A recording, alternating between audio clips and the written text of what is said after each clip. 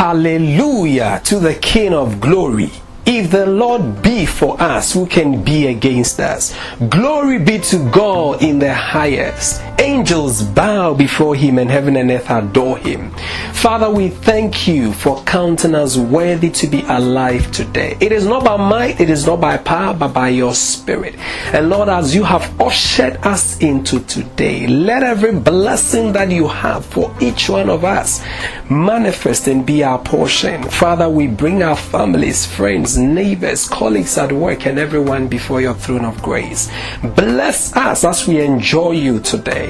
Keep us safe in our going out and bring us in safely. We thank you, we bless you in Jesus' mighty name. And let the church say amen. Praise the Lord. This is our first electronic manna, and we will be bringing them as and when. I trust that it will bless your soul and minister to you. At least you have something to meditate on as you go through your day. So it's just going to be very short. Mine is like 7-8 minutes.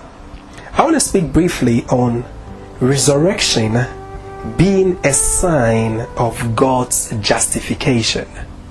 Resurrection being a sign of God's justification. Let's turn our Bibles to the book of John chapter 2 verse 19. John 2:19. John 2:19. John chapter 2 verse 19. And he reads as follows. Jesus answered and said to them, destroy this temple, and in 3 days I will raise it up. Jesus answered and said to them, destroy this temple, and in 3 days I, Jesus, will raise it up. Let's look at verse 21. It says, but he spoke of the temple of his body. He spoke of the temple of his body.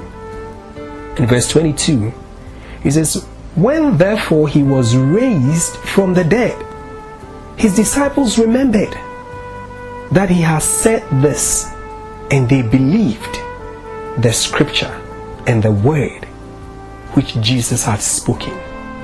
Verse 22 is quite interesting. It says, when therefore he was raised from the dead, his disciples remembered that he has said this, and they believed the scripture and the word which Jesus had spoken.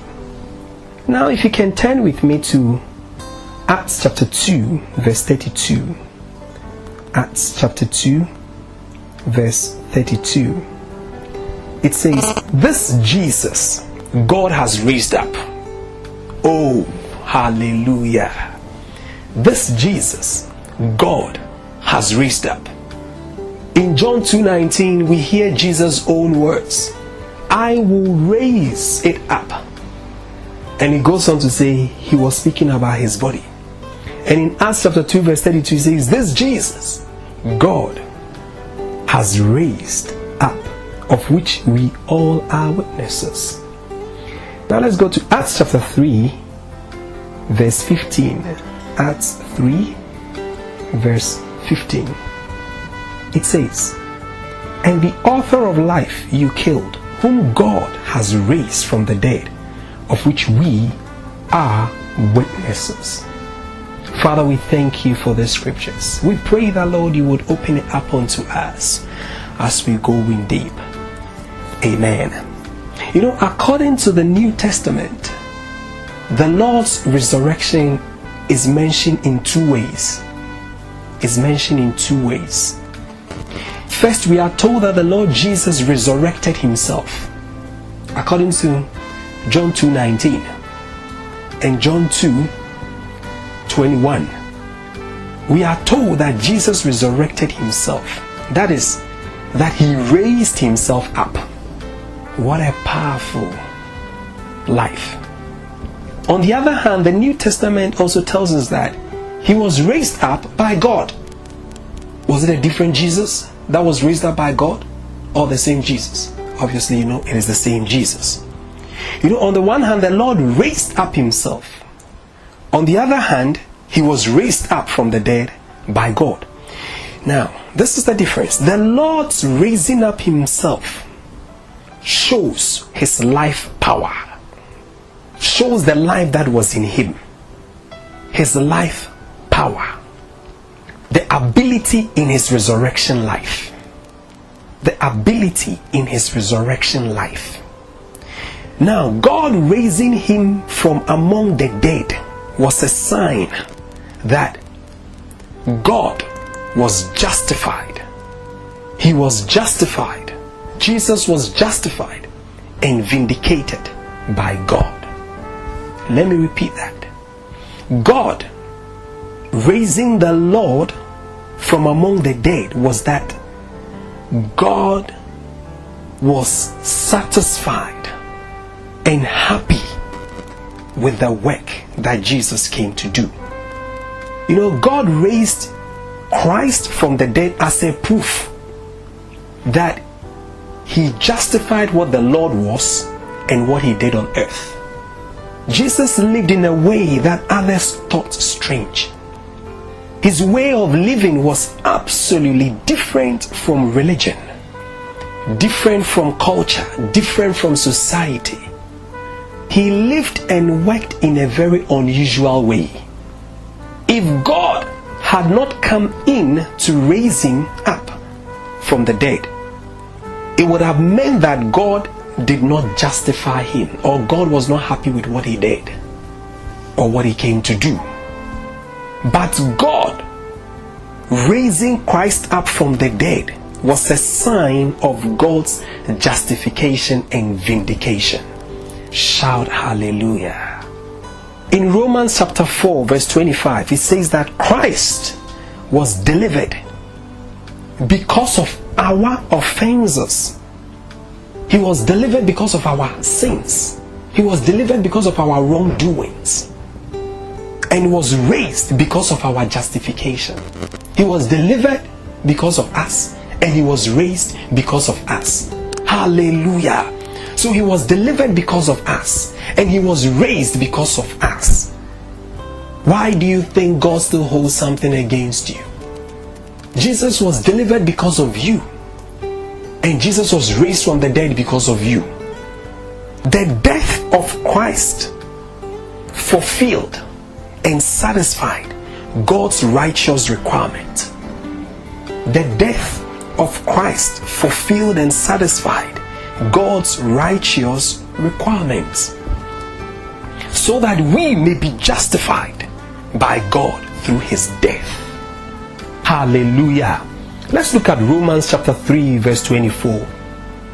Oh, the death of Christ fulfilled and satisfied God's righteous requirements, so that we may be justified by God through his death. Romans chapter 3 verse 24. It reads, this is you being justified freely. You being justified freely by his grace. You are justified freely by his grace through the redemption which is in Christ Jesus. Christ's resurrection is a proof that God was satisfied with his death for you and I. My brother, my sister, God is satisfied with you, because Christ being raised from the dead was God's satisfaction that the penalty of sin had been paid for, and he was happy with the results. If Christ had died on the cross, having been judged there by God, but had not been raised from among the dead, there would have been no justification or vindication rendered to him by God. Hallelujah. You see, that would have affected our salvation, because in such a case, his death would not have been followed by God's vindication. God's justification and God's vindication follows after his death. Without resurrection, there is no vindication. Without resurrection, there is no justification.